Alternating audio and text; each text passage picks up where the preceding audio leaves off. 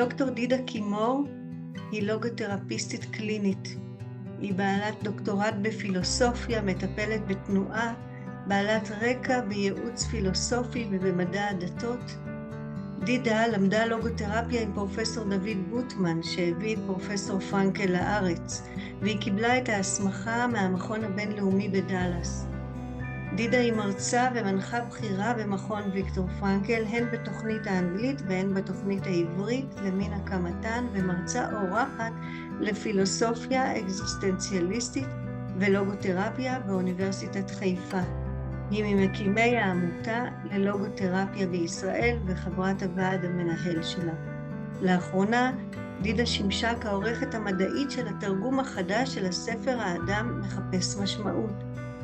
היא חוקרת את המימד הרוחני שבאדם וביקום ומרצה בכנסים אקדמיים בארץ ובמכון הבינלאומי בדאלאס. אז תודה לך, דידה. קדימה, המיקרופון עובר אלייך להנחיה של פאנל של 3 אנשים מרתקים. תודה רבה, נעמי, ובאמת יש לי זכות גדולה להיות המנחה של הפאנל הזה של 3 אנשים, כל אחד מומחה בתחומו. קודם כל תודה רבה רבה על הדברים שנאמרו עד עכשיו.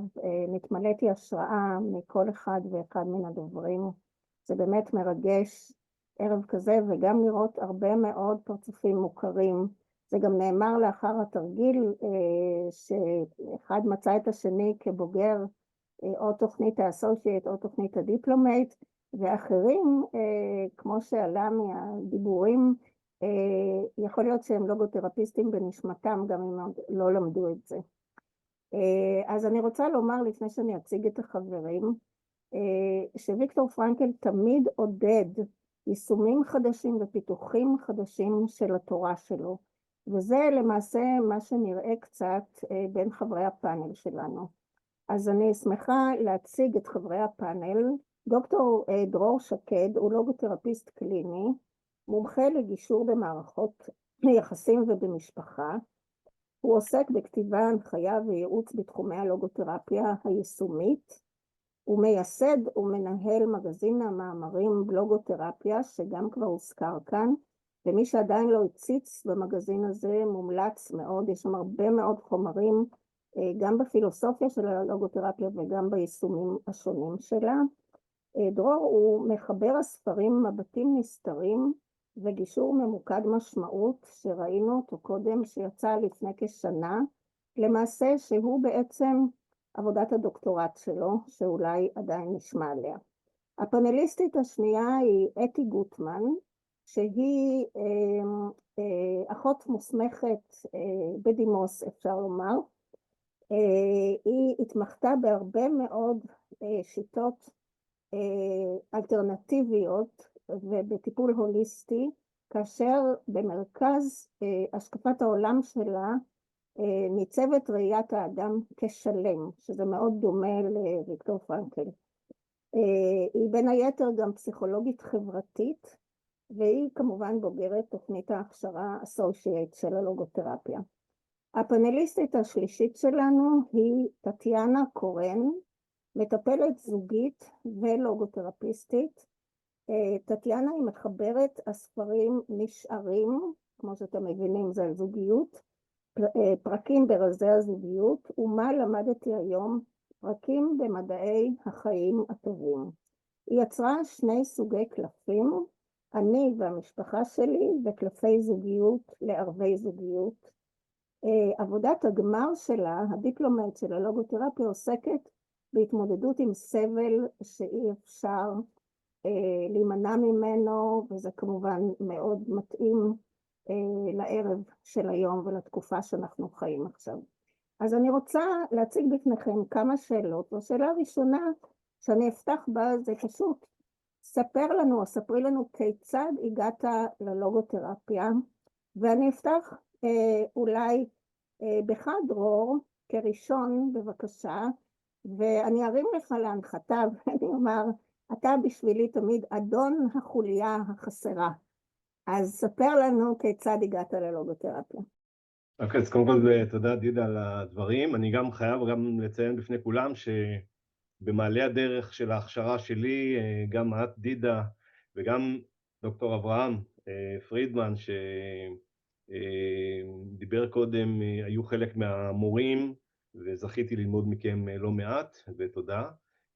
הגעתי אל הלוגותרפיה קודם כל מתוך רצון לחקור את הקשר בין תחושת המשמעות בחיים לתהליכים של ניהול קונפליקטים מורכבים, בעיקר במערכות יחסים.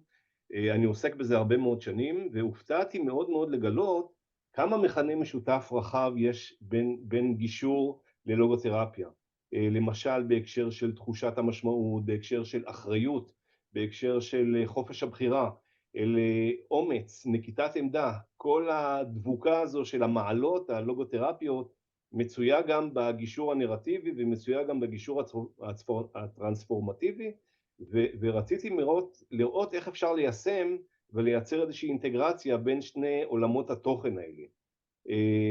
הבנתי גם בשלב מסוים, תוך כדי עבודה, שלגבי הרבה קונפליקטים, אי שם עמוק, ממש בתוך הקלעים של האנשים מאחורי הסכסוך, בתוך הנפש שלהם, לצד הרצון שלהם להגיע לפשרה בגישור, הם מחפשים גם איזשהו פשר.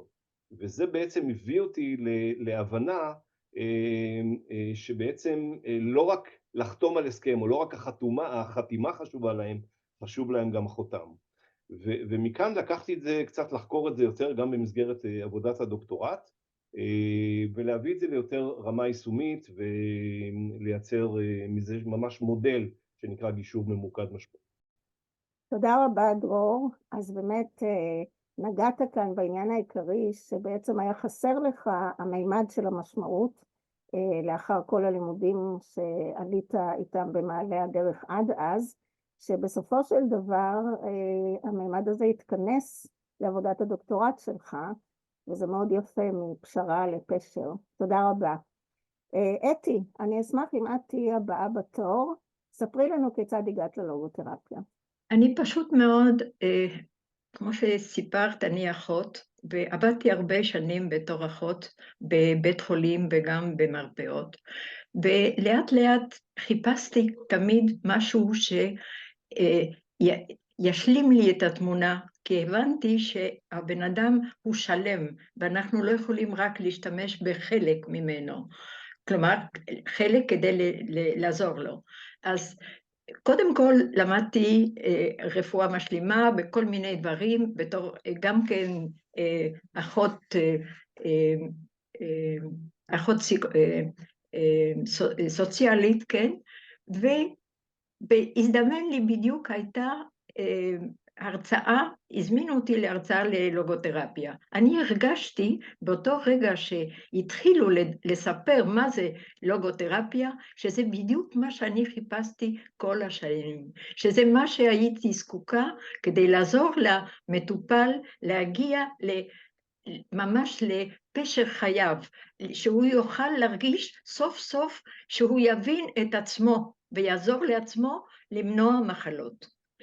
איזה יופי, תודה רבה אתי, זה באמת מראה על הראייה שלך של האדם כשלם, וזה באמת המימד, כמו שנעמי הזכירה קודם, המימד של הרוח, שהוא זה שהופך את כל המימדים של האדם לשלם. נפלא, תודה רבה. אני רוצה להגיד לכולכם שאולי לא רואים על אתי, אבל אתי היא בת 82, וכל הכבוד לה, היא התלמידה הכי מבוגרת של הלוגותרפיה, אז אפשר לתת לה כפיים. תודה, אתי. טטיאנה, קדימה. אוקיי, אז אני הגעתי ללוגותרפיה בעקבות קושי אישי שפקד אותי,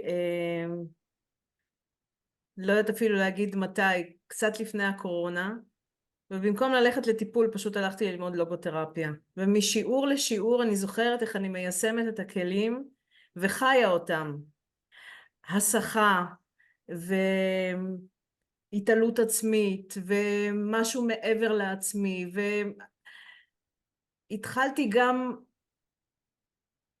דיבור צפוף עם אלוהים של הקשר גוף נפש, ממש כוח התרסה כנגד איזושהי מחלה שתתקוף אותי, כי נורא פחדתי מזה. ותוך כדי לימודים ותוך כדי הקליניקה, יישמתי את הכלים, הייתי בסופר הסחה, ממש תלמידה טובה, משיעור לשיעור, מאוד עזר לי. אז זה מה שהביא אותי ללוגותרפיה, ומשם...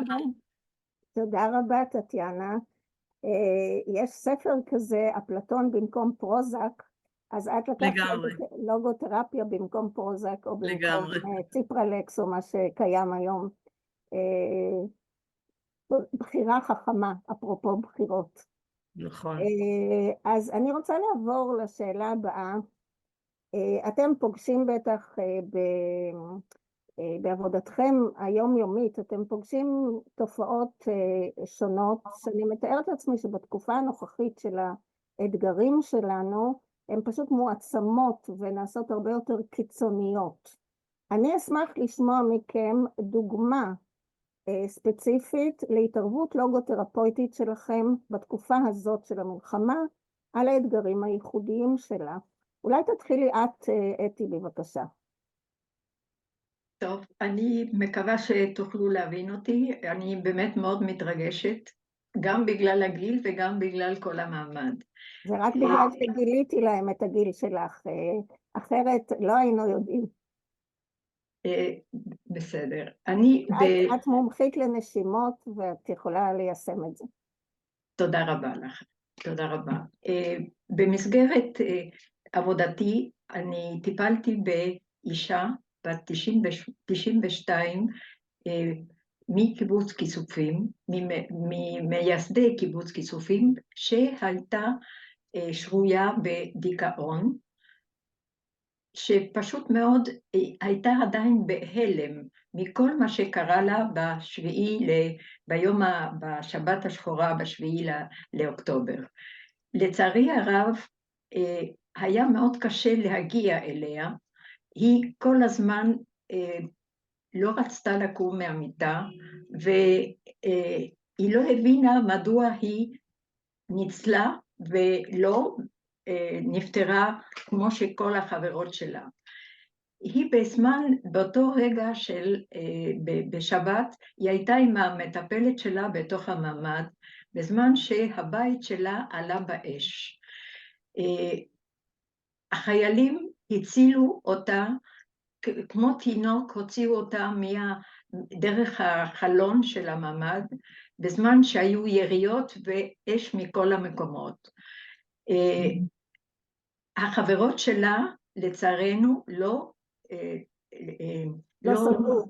לא שחו, כן, מכיוון שלא הגיעו כדי לעזור להם, וזה מאוד העיק עליה. היא כל הזמן שאלה, מדוע אני לא מתתי? אני אלמנה, אין לי מה לעשות, והיא לא רצתה לקום מהמיטה. החלטתי להשתמש בכל מה שלמדתי בלוגותרפיה כדי לעזור לה, ויום יום התקשרתי אליה כדי להאיר בתוכה את הרצון לחיות, וגם כדי למצוא משמעות מהסבל שהיא עוברת. הסברתי לה שהיות והיא שורדת קיבוץ כיסופים, היא היחידה, יש לה מטרה מיוחדת כדי לספר את סיפור קיבוץ כיסופים לדורותיו, וגם הנינים הנינים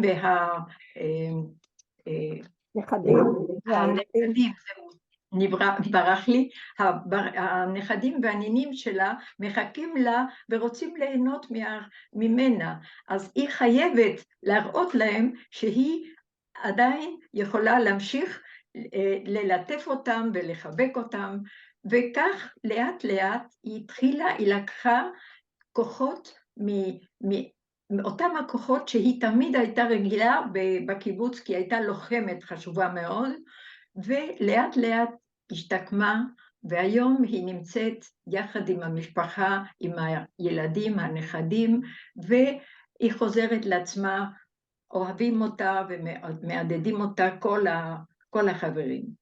זה הסיפור, זה סיפור שבאמת היה מאוד נוגע ללב, כי היא ממש לא רצתה לחיות, ומיום ליום היא הבינה, כלומר היא הרגישה מה זה משמעות בזמן הסבל הנוראי שהיא עברה. ויכלה למסור את כל זה.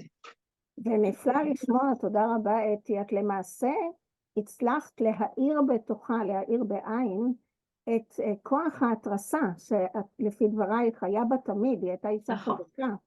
והצלחת להאיר בה גם את השאיפה למשמעות שקיימת בכל אחד מאיתנו, והצליחה אולי להבין את זה שבאמת יש לה סיפור לספר, והיא למעשה מהווה עדות חיה לקיבוץ כיסופים, מהמייסדים אני מבינה. נכון, כן, כן. תודה רבה, ועוד נחזור אולי לאשמה שאת תיארת. טטיאנה. אני רוצה לספר על זוג שהגיע אליי בעקבות המלחמה. הוא קיבל את המלחמה כמגרש משחקים, בזמן שאצלה עקרון הרציפות נשבר לגמרי, והיא התחילה לכעוס. כל יום שהוא היה במילואים, היא כעסה יותר ויותר ויותר. ואז כל מה שהיה לה בראש זה שהוא מעדיף את המילואים על פניי. ובזה היא נתפסה. אחרי לא יודעת כמה פגישות, אנחנו הגענו למצב שהיא מבינה שהוא עושה מאמץ כביר לעזוב את המילואים למענה. ומפריע לה שהוא עושה את זה כי צריך ולא כי הוא באמת רוצה. ועשיתי אצלה הפרדה מוחלטת בין רצון לרצון על, ורק אז היא הרגישה טוב. הוא ויתר על המילואים והוא ויתר על החבר'ה מהמילואים, היה לו מאוד קשה, כי הוא סוף סוף מצא איזושהי משמעות רצינית מעבר הוא חגג מהמלחמה הזאת, ככה זה היה כמו מגרש משחקים בשבילו, ולה זה היה מאוד קשה. לא היה לה קשה ההיעדרות שלו, כמו המחשבה שהוא מעדיף את המילואים על פניה. כן. בסופו של דבר,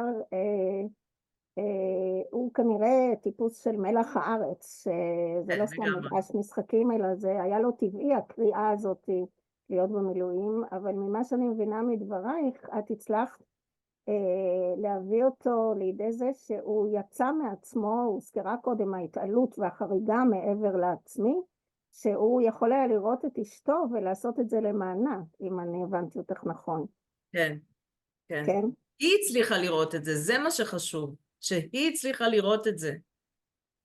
היא הצליחה לראות שזה... ולהעריך את זה, שכמה זה חשוב לו, ובכל זאת, על אף ולמרות החשיבות, הוא מעדיף אותה ואת הבית ואת המשפחה תודה, נפלא.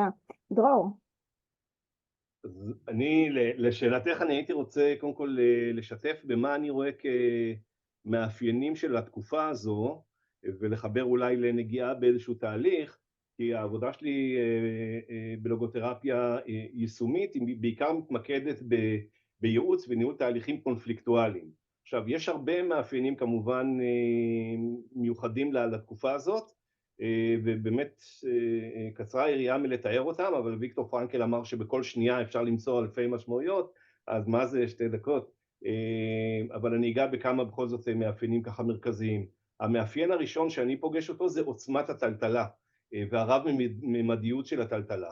זה אירוע שהוא ראשיתו ממשהו שלא יכולנו אפילו לדמיין, אף אחד מאיתנו לא דמיין, לא העלה על דעתו, ואירוע כזה שלא ניתן לעלות על הדעת, אפילו לא בדמיון, הוא המקור גם לעוצמה של הפתעה מאוד מאוד גדולה שכולנו חווינו אותה, וכמובן זה אירוע משנה חיים שהשפיע עלינו ברמה האישית ועל כל מעגלי הקרבה שלנו עד כדי ברמה מדינית וכו'. המאפיין הנוסף של התקופה הזו, שהרבה אנשים, המצב מוביל הרבה אנשים לחשב מה שנקרא מסלול מחדש, ויש איזה ביטוי בעולם הקונפליקטים בתוך מערכות יחסים, ואני רואה פה 2 סוגים של תנועות, בכיוונים הפוכים אגב. כיוון אחד זה כיוון של התגבשות, כלומר משפחות שהיו שם בני זוג שחשבו על פרידה, הם הקפיאו מצב, הקפיאו תוכניות לפרק את המשפחה, חלקם אגב משתי סיבות. אחד, חלק הקפיאו את התוכניות שלהם לפרק את המשפחה כדי לגונן יותר על הילדים ולא להעמיס על הילדים כדי לחוות עוד מהלכים קשים, די במצב הנוכחי, ולכן זה סיבה אחת. סיבה אחרת שהיא יותר מעניינת שאנשים הקפיאו תהליכי פירוק, זה כי הם מצאו בפירוש במהלך האירועים האלה מקורות משותפים של עוצמה, של עידוד, הם הבינו את היחד ומשפחות יותר התגבשו. אז אלה שני הכיוונים. אני יכול לומר שהכיוון השני דווקא, בכיוון של ההתפרקות, התעורר בהרבה אנשים הצורך לבנות חיים חדשים, לפתוח דף חדש. זה נבע מהרבה סיבות כמובן, והרבה מאוד אנשים אחרי ה7 באוקטובר, בוודאי אתם גם שמעתם את זה, האמירה של הרבה מאוד אנשים, הכל יכול להיות והכל יכול לקרות, ושמישהו אומר לי דבר כזה, הכל יכול לקרות אחרי ה7 באוקטובר, אני שואל אותו מה המשמעות של זה לגביך? אז מהתשובות מה שאני מבין שאנשים נמצאים בהרבה מאוד חוסר ודאות, מרגישים את תחושת הזמניות, ועד אם יש לאנשים תחושה שהכל יכול להתהפך ברגע, אז זה אומר שרמת החרדות עולה. ושימו לב, אנחנו נמצאים במצב שכל הדאגות הקיומיות התעצמו ברגע אחד.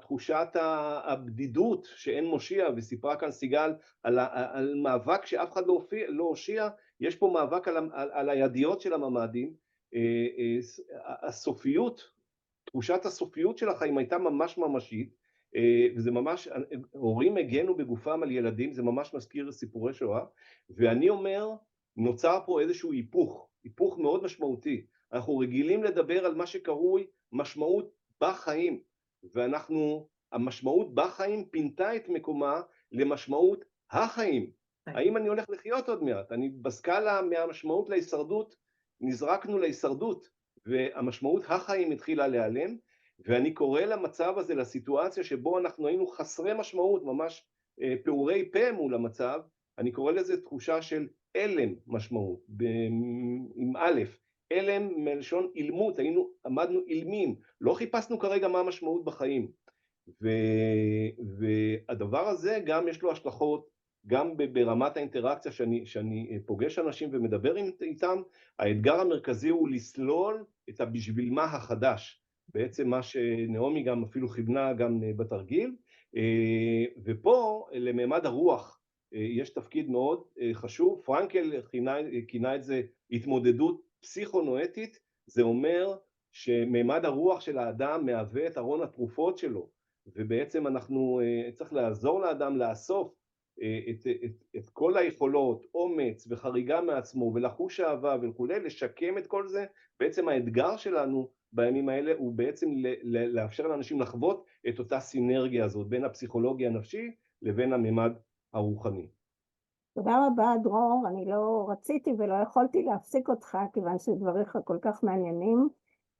אני חושבת שזה נכון שהתקופה הזאת מעלה בתוכנו את כל 4 הדאגות הקיומיות שטבע הפסיכולוג יהלום מהאסכולה האקזיסטנציאליסטית שפרנקל מושפע ממנה, ובאמת הן מוקצנות, המוות, הבדידות, חיפוש המשמעות וכולי, ואתה סיימת גם עם העניין שהמשמעות בחיים הפכה להיות השאלה של משמעות החיים, ואני חושבת, אני רוצה להזכיר לצופים שפרנקל עושה הבחנה בין המשמעות העליונה, שהוא נזהר מלקרוא לאלוהים, לבין משמעות הרגע, ואני תמיד מזכירה שמשמעות הרגע שלנו נובעת מהמשמעות העליונה, ובאמת המצב הזה הביא אותנו לשאלות קיומיות, שאני חושבת שחשוב לזכור שמעבר למשמעויות הרגע קיימת המשמעות העליונה, גם אם היא אינסופית וקשה לנו כיצורים סופיים לראות אותה, אבל חשוב ברגעים האלה שאנחנו כל כך נתונים בבלבול ובחוסר ודאות, שנזכור שקיימת איזושהי תמונה רחבה שאין ביכולתנו לדעת אותה, אין ביכולתנו לחזות אותה ואין ביכולתנו לראות אותה, אבל יש בנו אמונה, כאשר אנחנו מקבלים רמזי משמעות, כמו שאברהם בתחילת הערב שלנו הזכיר, יש לנו ביכולתנו לבטוח בכוח האמונה שיש איזושהי תמונה רחבה שמובילה לאנשהו. ובקשר להיפוך השני שהזכרת, של האלם שאנחנו נמצאים בו עכשיו, אלם זה באמת, זה מצב קשה, יש ספר שנקרא אלימות האלם, של קרימינולוג ידוע בשם שוהם, זה מצב שבאמת הוא לא אנושי, הוא לא אנושי, ואם יש לנו יכולת להפוך אותו למה שראינו בסופו של דבר, לאחדות ולהתגייסות, להיות ביחד ולתקווה, אז אני חושבת שיש בזה כוח רב. אני רוצה לסיום לעבור לשאלה האחרונה, הזמן שלנו מתקדם. אני הייתי שמחה אם הייתם אומרים לקהל איזה שהם טיפים או מסרי עידוד מהעשייה שלכם בימים הקשים האלה, שיוכלו להוות השראה לצופים שלנו. אז אולי אני אתחיל איתך הפעם, טטיאנה. אוקיי, אני רוצה להקריא את המשפט של פרנקל שהוא מלווה אותי. אם יש איזושהי משמעות בחיים האלה, אז יש משמעות גם בסבל, כנראה. ועל זה הייתה העבודה שלי, ובכל רגע של סבל, וכרגע יש לנו את זה בגדול, יש לנו איזשהו שיעור כאומה, וזה מתקשר למשמעות העליונה שדיברת עליה, ואני כל כך הולכת ומתחזקת בתוך הנושא הזה, ושואלת שאלות גדולות, גדולות ממני, שאני אפילו לא מוציאה אותם מפי, כי הן באמת יותר גדולות ממני. אבל כנראה שיש פה איזשהו משהו כמו שאמר קהלת, של אם אנחנו נסכים לחוקי היקום, אז אנחנו לא נסבול. זה איזשהו משהו הוא לא מדבר בכלל על עושר, הוא מדבר על סבל, ואנחנו נדרשים פה כאומה להסכים לחוקי היקום. זה קשה לי אפילו להגיד את זה, כי זה קשה, ובכל זאת כנראה שיש איזושהי משמעות בסבל הזה. תודה רבה, טטיאנה. הדברים שלך מזכירים לי את מה שמופיע בספר האדם מחפש משמעות. בנקודה מסוימת, ויקטור פרנקל אומר, בעת שחבריי למחנה דאגו כל הזמן, האם נצא אי פעם מהסבל הזה, הוא אמר, המחשבות שלי הלכו לכיוון אחר. הוא אמר, אם אין משמעות לסבל שאנחנו חווים כעת, אין משמעות גם להינצלות ממנו. זה משפט מאוד מאוד חזק. ומה שאת הבאת מקהלת, להסכים לחוקי היקום, זה באמת מזכיר את העבודה של ביירון קייטי, שאומרת לא לריב עם המציאות. קטונו, אנחנו יצורים סופיים, אנחנו לא רואים את התמונה האינסופית, ופה נכנסת אמונה, באמת. דרור. אז מבחינת טיפים, או אולי קצת כמה נקודות לעידוד, הייתי אומר, קודם כל, הדבר המרכזי הוא לזכור שלא ניתן לשנות שום דבר בעבר, והבחירות שנעשו בעבר מבחינתי גם אפילו לא חשובות. אני אומר את זה לאנשים, מה שבחרת בעבר, מה שחשוב זה הבחירות שאתה עושה מעכשיו ואילך. זה אומר איכשהו, הבחירות שאנחנו עושים עכשיו הם שיחזירו אותנו לתדר המשמעות, ואנחנו רואים מה קרה פה מיד כעבור פרוץ האירועים הקשים האלה, כמה מתנדבים ואזרחים וחיילים שאפילו עדיין לא גייסו אותם, זה אנשים ואזרחים שפעם שאלו למה אני בכלל, היום שואלים למה לא אני, וכולם רצו לחזית והתנדבו, וככה אגב גם מתבטאים הבחירות והערכים ההתייחסותיים. זה בדיוק דוגמה מה שקרה לערכים התייחסותיים, כי בכוחן של הערכים האלה ממש לפלס לכל אחד מאיתנו את הדרך לגילוי המשמעות. טיפ נוסף זה שאני אומר, גם זה בסדר לשהות ולא להרגיש שיש לנו משמעות שאנחנו יודעים שיש לה בהירות כלפינו. גם אגב אתי הילסום דיברה על זה ביומנים שלה, יש לה משפט שאומר, אם אנחנו מבינים את החיים כשלמות אחת, אז גם חוסר משמעות היא רב משמעותית. וזה איזשהו משפט שאומר, מותר לנו להיות בקשיבות, בלי לפענח רגע מה המשמעות שלנו. כלומר, הביטוי של זה לגבי אנשים שאני עובד איתם, זה שגם אין צורך למהר לקבל החלטות שמובילות לשינויים. זאת אומרת, אנשים גם במערכות יחסים ומשפחות, כדי לחזור למסלול אין צורך לעשות פניות חדות וצריך לתת את הזמן. מבחינת העבודה שלי זה בעיקר שאני מדבר עם אנשים או אם נמצאים בתהליך של גישור, נותן יותר את הזמן, לברר דברים. היום אנשים עסוקים ברב ממדי, כלומר אדם יש לו גם עניין עם הקריירה והתעסוקה וגם הילדים וגם החינוך, ויש מפונים ויש פה מכלול פאזל שלם של דברים. ואני יכול לומר עוד טיפ מאוד מאוד חשוב למי שעוסק היום בתחומים האלה, זה הנושא של שיתוף פעולה. כאשר אני עובד עם משפחה או עובד עם זוג, להבין שהלוגותרפיה היא רק נדבך. יש עוד אקוסיסטם של מטפלים, גורמי טיפול, גורמי חוסן. נעמי למשל הזכירה את הפעילות של בשדרות, וסביב משפחות יש הרבה מאוד, והחשיבות היא היכולת לייצר קואורדינציה עם שאר גורמי הטיפול, הם דבר שהוא חשוב. ולסיום, אולי עוד טיפ מאוד מאוד חשוב, כי ויקטור פרנקל נתן לנו גם מקור עידוד מאוד חשוב, הוא אמר לנו להתעמק באסמים המלאים של העבר, ולא להיות עסוקים בשדות החרושים של שדות השלף החלופיים. אז אם כבר דיברנו מקודם על אלם המשמעות, מלשון על אלם, אז אני אומר עכשיו, הוא אומר לנו, מזמין אותנו לאסמים המלאים, משם נוכל למשוך את הכוחות, הרי שגם באסמים נמצא את האלומות של המשמעות מחדש. אז כן, יש פה טרנספורמציה מאלם לאלומות, וזה אולי יכול לסגור את המעגל. כן, תודה רבה דרור, זה למעשה באמת נותן תקווה מאלם לאלומה, לאלומת אור ולאלומות של אחדות, של אלומות כמו שיבולים של אחדות, וזה למעשה באמת מה שקרה בתהליך, שלאט לאט ראינו הרבה יותר תופעות של אחדות והתגייסות וכולי וכולי. אני לוקחת מדבריך את העניין של השתהות, לשהות במצב של אי הידיעה, אי הוודאות, ומפה נולדות אין סוף אפשרויות. זאת היצירתיות שבארגז הכלים של המימד הרוחני הנואתי. אתי, את תהיי לסיום, ואני אשמח לשמוע אותך. טוב, אני אחרי טיפים כל כך חשובים, אני אתן פשוט טיפ מאוד קל שמתבסס על העבודה שלי. כן, ברור. באותו רגע של משבר, מאוד חשוב שהבן אדם יהיה לו סיבה לחיות, ועל מה להילחם, וללכת ישר עם הכוח התרסה, כדי להגיע לתכלית חייו.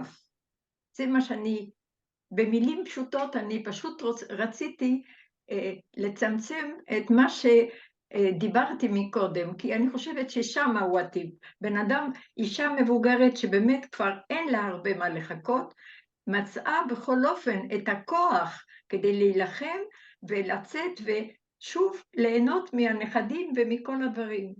זהו, זה הטיפ אני חושבת החשוב ביותר. כן, אני רוצה לספר את הסיפור של כיסופים. תודה רבה אתי, אז אני רוצה אולי רק להגיד איזה משפט או שניים לסיכום כל הפאנל היפה הזה שמעורר השראה באמת.